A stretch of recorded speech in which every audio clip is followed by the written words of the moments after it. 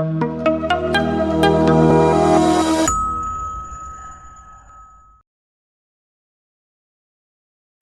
आप जानते हो किसानों को भारत में अन्नदाता क्यों कहा जाता है? शायद से आप लोग जानते होंगे, लेकिन इस सवाल को मैंने बहुत नज़दीकी से महसूस किया है। नमस्कार दोस्तों, मेरा नाम लक्ष्मण सावलकर है और मैं आज के इस टेडेक्स मंच पर मुझे इनवाइट करने के लिए आप सभी का धन्यवाद। आज का जो थीम है वाई टू वाव, ये एक थीम नहीं है, ये मेरे लाइफ जर्नी का समरी है। मैं एक छोटे से कस्बे में, महाराष्ट्र के एक छोटे से गांव में, जहां 1993 में अर्थक्वेक हुआ था, सास्तुर में जन्म लिया हूं। मेरे पापा किसानी करते थे, मेरी माँ भी किसानी करती थी और मेरी माँ सब्जियां बेचती थी। रोज सुबह सब्जियां लेके जाती थी मेरी मम्मी, तो उसके दिमाग में एक ही सवाल था, हे पांडुरंगा, आजचा माल आजच विकला गेला पाहिजे। Why this so? ये मेरे लिए एक बहुत बड़ा क्वेश्चन था कि why the perishable material need to be sold today only. ये सवाल मेरे दिमाग में घर करके बैठा था। वही सवाल को मैं जी रहा था और मेरा बचपन ऐसे ही चला गया, वो सवाल जीते जीते। मैं आपको और एक किस्सा बताना चाहता हूँ, जहाँ पे मैं एक दिन स्कूल से आया। स्कूल से आने के बाद देखा समर में हमारे गाँव में अचार बनाने की प्रथा है। मेरी माँ अचार बना रही थी, बाहर आम काट के रखे गए थे, उसमें से कुछ आम काले हुए थे। वो आम को मैंने देखा। मैंने मेरी माँ को पूछा कि माँ, ये आम काले क्यों है? माँ ने मुझे बोला, मैं एक जवाब जानना चाहता था, लेकिन मुझे एक ऐसा जवाब मिला, वो बोला सब लोगों के पड़ते हैं, अपने भी पड़ गए आम काले। फिर मेरे दिमाग में सवाल आया कि why the food is getting wasted, why the food is getting wasted. ऐसे बहुत सारे सवालों से मैं जूझ रहा था और वो सवालों को लेकर मेरा बचपन चला गया। उसी बचपन में मैं बोर्डिंग करने के लिए नवोदय विद्यालय तुलजापुर में एडमिशन लिया। जब नवोदय विद्यालय में मैंने एडमिशन लिया, वहां पे जाने के बाद एग्रीकल्चर, क्रॉप प्रोडक्शन या प्लांट जेनेटिक्स के बारे में जब भी पढ़ता था, तब मुझे ऐसा लगता था कि ये सवाल मेरे से बचपन से ही जुड़े हुए हैं। एक क्यूरियोसिटी पैदा होती थी कि जो मैं सवाल बचपन में ढूंढ रहा था, जिनके जवाब वो कहीं ना कहीं मुझे बुक में मिल जाए, लेकिन ऐसा नहीं होता था। वही सवाल, वही जवाब और वही क्यूरियोसिटी को लेकर मेरा बचपन, मेरी पढ़ाई चलती रही थी और वही क्यूरियोसिटी को लेकर मैंने एग्रीकल्चर में एडमिशन लिया। मैंने मेरा ग्रेजुएशन इंदिरा गांधी कृषि विश्वविद्यालय रायपुर से किया, जहां पे मैंने एग्रीकल्चर के बारे में बहुत सारी चीजें पढ़ी, प्रैक्टिकल अनुभव लिया। किसानों के साथ मिलजुल जाता था मैं, और किसानों के साथ मैं उनके साथ फील्ड में जाके pesticide, fertiliser, bio pesticide, bio liquid fertiliser, उनके बारे में बहुत सारा मैं अनुभव लेता था। वो अनुभव कुछ मेरे बुरे भी थे, कुछ अच्छे भी थे। उसमें से जितने अच्छे अनुभव है वो इकट्ठा होते हुए मेरे दिमाग में घर करके बैठे थे। जब मैं मेरा ग्रेजुएशन कंप्लीट किया, ग्रेजुएशन कंप्लीट करने के बाद मैं वापस मेरे गांव आया। जब गांव आया तब मैंने सोचा कि मेरी पढ़ाई का एक पार्ट कंप्लीट हो गया है, वो पढ़ाई को मैं आगे लेके जाने के लिए मेरे गांव वालों को, मेरे घर वालों को, मेरे किसानों को, या जिन लोगों ने मेरे साथ मेरी जो क्यूरियोसिटी के साथ दिया है, उनके साथ मैं बैठ के कुछ प्रैक्टिकल अनुभव करूं। मैंने एक छोटा सा प्रैक्टिकल किया था गांव में, जहां पे ईंट, आपको पता होगा, ब्रिक, 4 ब्रिक वॉल को मैंने 4 वॉल ब्रिक की बनाई। वहां पे ड्रिप इरिगेशन लगाया, पानी अंदर जा रहा था। बाहर से हवा जब ईंट के अंदर आती थी तो टेम्परेचर वेरिएशन होता था, जिसमें बाहर का टेम्परेचर और अंदर का टेम्परेचर लगभग 9 to 10 डिग्री सेल्सियस का फर्क रहता था। गांव में लगता था कि ये क्या कर रहा है नया, लेकिन वो नया एक बड़ा बन के एक जुनून बन जाएगा, ये किसी को पता नहीं था।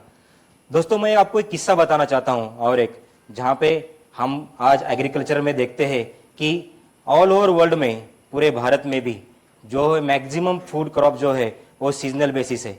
जब भी सीजन चालू होता है तो पर्टिकुलर क्रॉप जो है एक हाई डिमांड में रहता है, और जब सीजन एंड होता है तब वो एक हाई डिमांड में रहता है। ये डिमांड एंड सप्लाई का गेम है। लेकिन मिड ऑफ द सीजन में जब बहुत ज्यादा मात्रा में उसका प्रोडक्शन होता है, तब उसका रेट बहुत कम होता है। मैं आपको एक एग्जांपल देना चाहता हूं टमाटर का। कितने सारे, बचपन में भी मैं देखता था, आज भी देख रहा हूं, कितने सारे टमाटर जो है सीजन में जब आते हैं तो किसानों को वो काट के मंडी तक लेके जाने तक का सफर जो है उसमें बहुत ज्यादा रेट बढ़ जाते हैं। ऐसे कई सवालों के साथ मैं जी रहा था। उसके बाद मैं आपको एक मेरा सफर बताना चाहता हूं। मेरा ग्रेजुएशन कंप्लीट होने के बाद I went to study for abroad in London.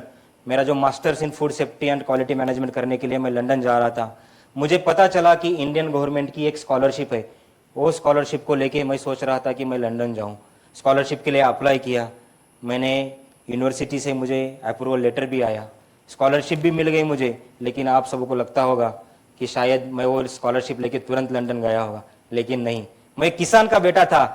किसान मतलब आप जानते हो, हर बार पैसों के लिए कहाँ ना कहाँ जूझ रहा हुआ किसान। जब मुझे स्कॉलरशिप मिली, लंदन जाने का सफ़र था, बहुत सारी दिक्कतें करने के बाद गांव वालों ने चंदा इकट्ठा किया। चंदा इकट्ठा करके गांव वालों ने मुझे मेरे टिकट निकाला। मेरे फ्रेंड लोगों ने चंदा इकट्ठा करके मेरे लिए ब्लेजर सिलवाया और मेरा जो है सफ़र जाने का चालू हुआ। मैं दो किस्से आपको बताना चाहता हूँ। आज भी जो ब्लेजर मुझे मेरे फ्रेंड लोगों ने उस समय दिया था, वो आज भी मेरे लिए एक आशा का स्रोत है। जब भी मैं जब भी मुझे कुछ एक मोटिवेशन चाहिए होता है, जब भी मैं किसी चीज से हताश होता हूँ, तो आज भी मैं घर में बैठ के जब वो देखता हूँ, तब मुझे एक मोटिवेशन मिलता है कि लक्ष्मण तू कुछ नहीं था, आज कुछ तो कर रहा है। वही मोटिवेशन के साथ मैं आगे बढ़ रहा हूँ। और एक किस्सा बताना चाहता हूँ मैं। जब मेरे गांव से ही नहीं तो मेरे तहसील से, वो पूरे एरिया से, आजू बाजू वाले 25-30 गांवों से I am the only son, मैं एक पहला लड़का था जो विदेश में पढ़ाई करने के लिए जा रहा था। तब हमारे गांव में बस भी बहुत मुश्किल से आती थी। तब गांव में टेम्पो रहते थे जो शादियों में लेके जाते थे, तो टेम्पो में लोग भर के मैं और वो लोगों के साथ मैं मुंबई एयरपोर्ट निकला था। मुंबई एयरपोर्ट में जाने निकला, तब मुंबई एयरपोर्ट के पहले ही एक किलोमीटर पहले हमारा टेम्पो खड़ा कर दिया और बोला गया टेम्पो को अलाउड नहीं है अंदर जाना।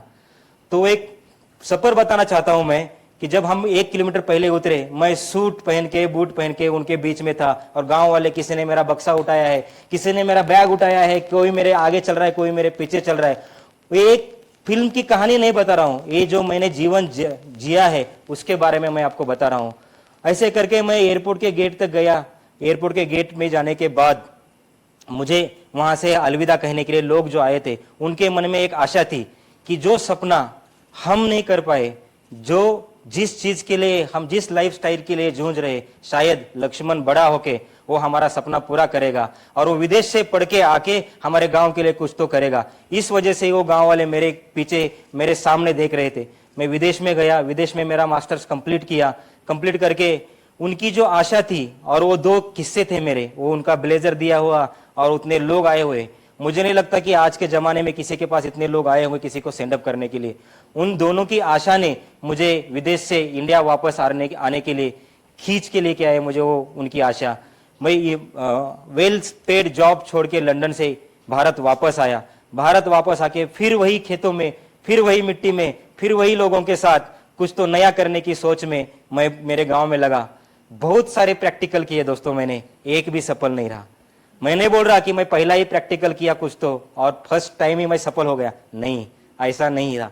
शायद भगवान भी जानता था कि मुझे आसानी से कुछ देने वाला नहीं है। वही चीज को मैं आगे लेते हुए प्रैक्टिकल किया। साथ ही साथ मेरा गुजारा निकालने के लिए मैं एक्सपोर्ट में काम करना चालू किया, चीजें एक्सपोर्ट करना चालू किया। एक्सपोर्ट करते करते मुझे यहाँ पे एक किस्सा बताना चाहता हूँ। मैं जब लंदन में था, तब 2010 में लियोसिन इशू हुआ था, जहां पे हमारे गांव के, मेरे किसान के हजारों कंटेनर जो बिक गए थे, वो पानी में फेंक दिए गए थे यूरोप में 2010 में। उसका एक ही रीजन था कि हमारा क्वालिटी जो है यूरोप में मीट नहीं हुआ था। वो मेरे दिमाग में कहाँ तो घर करके बैठा था। 2012 में मैंने एक ट्रायल प्रोजेक्ट हाथ में लिया, जहां पे 100 किसानों को साथ में जोड़ा और एक प्रोजेक्ट हाथ में लिया जिसका नाम था 100% 100, मतलब 100 किसानों के साथ मैं 100 कंटेनर करने वाला था, जो यूरोप में, जर्मनी में कंपाइल होने वाले थे। एक साल पूरा उनके साथ घर में बैठ के, उनके खेतों में बैठ के फर्टिलाइजर, पेस्टिसाइड, उसके ऊपर ध्यान देते हुए मैंने वो 100 कंटेनर्स कंप्लीट किए। और कंप्लीट करके 100 कंटेनर्स हमने एक्सपोर्ट किया। और फर्स्ट टाइम इतिहास में ऐसा हुआ कि एक भी कंटेनर रिजेक्ट नहीं हुआ। वो मेरे लाइफ का अब तक का सबसे बड़ा वाव मोमेंट था। तब मुझे इतनी बड़ी प्रेरणा मिली कि मैं सच में कुछ तो कर सकता हूं। आगे जाके 2015-16 में कुछ हम लोग इकट्ठा हुए, किसानों को भी जुड़ा और एक बड़ा एक्सपोर्ट हाउस तैयार किया। एक्सपोर्ट हाउस अच्छा चल रहा था। हम एक पर्टिकुलर क्रॉप से अलावा बाकी क्रॉप में भी जा रहे थे। ग्रेप्स के अलावा बनाना, पोमोग्रेनेट, मैंगोज, ओनियन, टमाटर, सब में जा रहा था, सब अच्छा चल रहा था। मुझे लगा कि बस अभी हो गया, सब अच्छा चल रहा है। लेकिन अचानक से 2020 में एक पैंडेमिक आया, कोरोना आया। कोरोना में सब ठप हो गया। और वो कोरोना कब आया? मार्च में आया, जब पीक पीरियड रहता है हार्वेस्ट का, जब जहाँ पे हमारे जो अंगूर है वो पीक पीरियड में रहते हैं प्रोडक्शन के। इतने सारे अंगूर पेड़ पे लगे हैं, पेरिशेबल प्रोडक्ट है। किसानों के फोन आते गए, मुझे बोल रहे थे, सर हमारा मटेरियल आप कैसे भी करके तोड़ के लेके जाओ, लेकिन हमारे सामने हमको इसको सड़ने नहीं देंगे। ये साल भर मेहनत किया हुआ मटेरियल है, आप भले ही तोड़ के उसको दूसरी जगह जाके फेंको, लेकिन यहाँ पे मत रखो। वो कहाँ ना कहाँ चुभ रहा था मुझे। और इधर बाजू में मेरे जितने फ्रेंड लोगों ने हमने कंपनी चालू किया था, वो सब लोग छोड़ दिए थे मुझे। वो बोल रहे थे पैंडेमिक है, पैंडेमिक में काम कैसे करेंगे, जितना कमाया है उतना भी जाएगा। मैं अस्त व्यस्त हो गया था, मैं जमीन पर आ गया था, मुझे पता नहीं था। मुझे एक ऐसा था कि मुझे किसानों को हेल्प भी करना है, और दूसरा ऐसा था कि मुझे पैसा भी चाहिए कंपनी चलाने के लिए। उन दोनों के बीच में जूझ रहा था। तब मुझे एक चीज से प्रेरणा मिली। उन दिनों मैं महाभारत पढ़ता था, तो महाभारत में एक बहुत बड़ी एक कहानी है महाभारत में, जहां पे अर्जुन को, पांडवों को ले गए थे युद्ध में श्री कृष्ण। तब अर्जुन के सामने उनकी ही फैमिली के लोग खड़े थे, और अर्जुन को ऐसा लगा कि मैं मेरे फैमिली के साथ क्यों युद्ध करूंगा। तब कृष्ण भगवान ने उनको कहा था कि युद्ध आपको आपके लिए नहीं करना है, युद्ध आपको सत्य के लिए करना है और धर्म के लिए करना है। वही एक आशा से मैंने फिर खड़ा हुआ, और मुझे जो काम करना था वो मेरे खुद के लिए नहीं करना था। जिन किसानों के मुझे रात भर फोन आ रहे थे उनके लिए कुछ तो करना था। इसलिए मैंने मेरा नया कंपनी फॉर्म किया, और वो कंपनी में हम सब टीम मिलके, सब साथ में मिलके हम लोगों ने उस साल गवर्नमेंट ऑफिशियल्स का हेल्प लिया, और मेडिकल और एग्रीकल्चरल फील्ड के व्हीकल को उन्होंने छूट दी थी मूवमेंट के लिए। तो हम खुद हार्वेस्ट करके मटेरियल नजदीकी मंडियां, बड़ी बड़ी मंडियों में लेके जाते थे। सुबह उठ के मैं रोज न्यूज चैनल देखता था, कहाँ पे लॉकडाउन खुल गया है, कहाँ पे लॉकडाउन लगने वाला है, कौन से कंट्री में अभी लॉकडाउन ओपन होने वाला है। ये सब देखते देखते मैं एक्सपोर्ट करना भी चालू किया, और एक्सपोर्ट करते करते हमने पहले ही साल पैंडेमिक में फर्स्ट टाइम 50 करोड़ का टर्नओवर किया,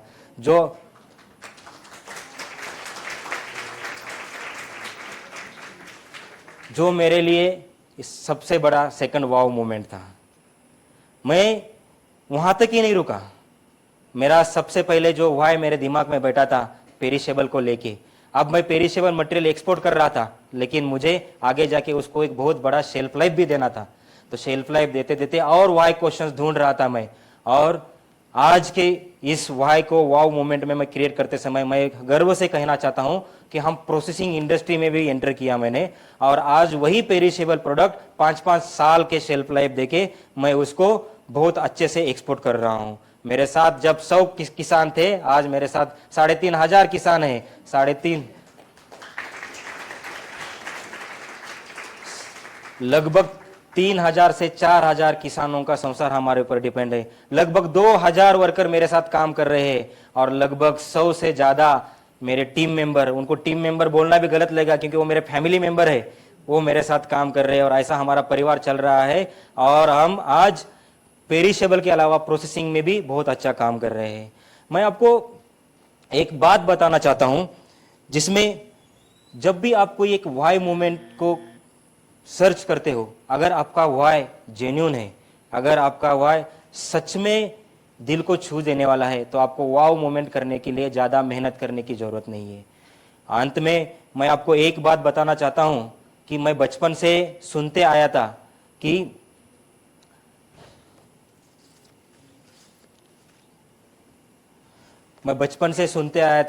अतिथि देवो भव। मतलब बचपन में हम देखते थे, कितने सालों से भारत में परंपरा आई है कि कोई भी मेहमान हमारे घर में आता है तो वो मेहमान को हम अच्छे से खिला पिला के भेजते, दैट इज अतिथि देवो भव। लेकिन आज मुझे गर्व महसूस होता है कि मेरे मेहमान विदेशों में बैठे हैं और उनको मैं अतिथि देवो भव का अनुभव दे रहा हूं। यहाँ से मैं अपने किसानों का माल वहां तक ले जाके उनको अच्छी तरह से खिला के। मैं अंत में कहना चाहता हूं एक बात, वसुदेव कुटुंबकम, all globe is one village. और जैसे ही मैं आपको मेरा 2 शब्द कह के इस अंत में इसको मैं कंक्लूड करना चाहता हूं कि जब भी आप कोई वाई मोमेंट को वाव मोमेंट में कन्वर्ट कर रहे हो तो वाव मोमेंट आप अकेले एंजॉय मत करो। वाव मोमेंट में आपके साथ वाई मोमेंट में जिन लोगों ने आपके साथ दिया है, जिन लोगों की प्रेरणा लेके अपने वाई मोमेंट इंप्लीमेंट किया है या क्यूरियोसिटी आपके दिमाग में आई है, उन सब लोगों को साथ में लेके आप अपना वाव मोमेंट क्रिएट करो। तब जाके ये आपका वाव मोमेंट और आगे वाले जनरेशन के लिए वाई मोमेंट क्रिएट करने का एक प्रेरणादायी स्रोत मिलेगा। धन्यवाद।